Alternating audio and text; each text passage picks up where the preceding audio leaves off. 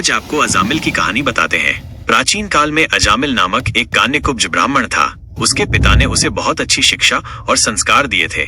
उसके पिता ऐसे आदर्श पुत्र को प्राप्त कर अपने आप को धन्य समझते थे। समय आने पर उन्होंने अजामिल का विवाह एक सुंदर एवं सुशील ब्राह्मण कन्या से कर दिया। एक आदर्श पुत्र की भांति ही अजामिल एक आदर्श पति भी साबित हुआ और दोनों सुखपूर्वक रहने लगे। एक बार अजामिल पूजा के लिए पुष्प लेने वन को गया। वापस आते समय उसने देखा कि एक व्यक्ति शराब के नशे में धुत एक अति सुंदर वेश्या के साथ रमण कर रहा है। अपने संस्कारों के कारण उसने बहुत प्रयास किया कि उस ओर न देखे, किंतु उस वेश्या के रूप ने उस पर ऐसा जादू किया कि वो चाहकर भी स्वयं को उस ओर देखने से रोक न सका।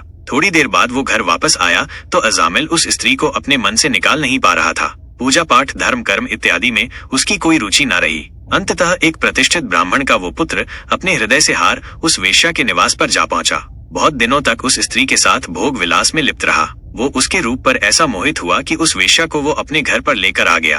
उसके पिता और उसकी स्त्री को उसके इस बदले रूप पर विश्वास नहीं हुआ। अजामिल ने धर्म से स्वयं को विमुख कर लिया और उस वेश्या के साथ सदैव भोग विलास में लिप्त रहने लगा। उसके पिता ने उसे आज्ञा दी कि वो तत्काल उस स्त्री को घर से निकाल दे, किंतु अजामिल ने उल्टा अपने पिता और अपनी पत्नी को धक्के देकर उन्हीं के घर से निकाल दिया।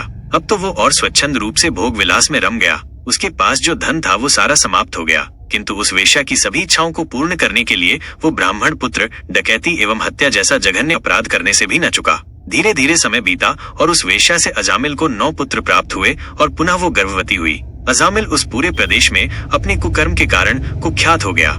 एक बार ठशियों का एक समूह उस गांव में आया। मार्ग में उन्होंने वहां के निवासियों से पूछा कि वो कहाँ रात्रि व्यतीत कर सकते हैं। तब लोगों ने मजाक ही मजाक में उन्हें अजामिल के घर ये बोलकर भेज दिया कि वो बड़ीदा सच्चरित्र व्यक्ति है, उसके वास्तविक कर्मों से अनभिज्ञ। जब वे ऋषि अजामिल के घर पहुंचे तो वो लूटपाट के लिए बाहर गया हुआ था। क्या आप अजामिल की कहानी जानते हैं? भाग 3।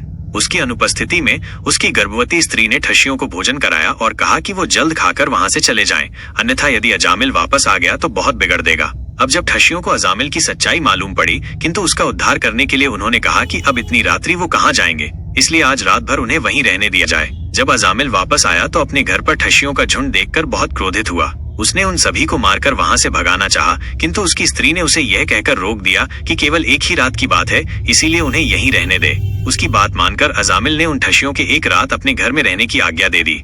अगले दिन सूर्योदय होते ही अजामिल ने सभी ठशियों को वहां से जाने को कहा। तब ठशियों ने कहा कि क्या वो उन्हें कुछ दक्षिणा दे सकता है। अब अजामिल तो खुद चोर ठहरा, उन्हें धन कहाँ से देता। उसने सीधे सीधे बोल दिया कि उसके पास उन्हें दक्षिणा में देने के लिए कुछ नहीं है। तब ऋषियों ने कहा कि दक्षिणा में उन्हें धन नहीं चाहिए, बस वो अपने होने वाले पुत्र का नाम नारायण रख दें। अजामिल को लगा वो तो सस्ते में छूटा, उसे अपनी संतान का कुछ तो नाम रखना ही था। उन अर्शियों से छुटकारा पाने के लिए उसने उन्हें वचन दे दिया कि वो अपने होने वाली संतान का नाम नारायण ही रखेगा। समय आने पर उसकी स्त्री ने 10वें पुत्र को जन्म दिया और अजामिल ने उसका नाम नारायण रख दिया। अब दैव योग से वो पुत्र अजामिल का सबसे प्रिय हो गया। समय का चक्र यूं ही चलता रहा और अजामिल अपने पाप कर्म में लिप्त रहा। समय बीता और अजामिल वृद्ध हो गया।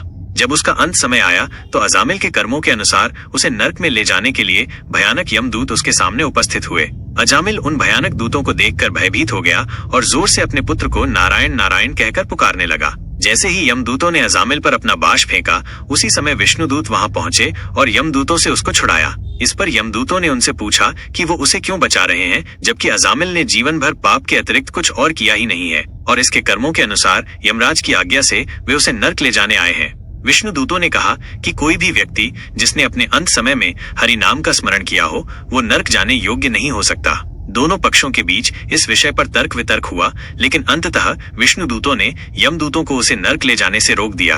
थक हार कर यमदूत यमराज के पास पहुंचे और पूरी घटना सुनाई। यमराज ने हंसते हुए कहा कि विष्णुदूत सही कह रहे हैं, क्योंकि जो व्यक्ति किसी भी रूप में भगवान विष्णु का नाम लेता है उसे मोक्ष का अवसर मिलता है। अजामिल को इस कारण से 1 वर्ष का और जीवन मिला ताकि वो अपने कर्मों के अनुसार स्वर्ग या नर्क का अधिकारी बन सके। अजामिल ने सोचा कि यदि केवल एक बार भगवान का नाम लेने से इतना प्रभाव पड़ सकता है तो जीवन भर उनकी भक्ति करने से क्या होगा। उसने अपने शेष 1 वर्ष को विष्णु भक्ति में समर्पित कर दिया। जब उसका अंतिम समय आया तो यमदूत पुनः उसे लेने आए, लेकिन इस बार वे नम्रता से उसे स्वर्ग ले जाने के लिए आए थे। इस प्रकार जीवन भर पाप करने वाला अजामिल केवल श्री हरि के नाम का स्मरण करने के कारण स्वर्ग को प्राप्त हुआ।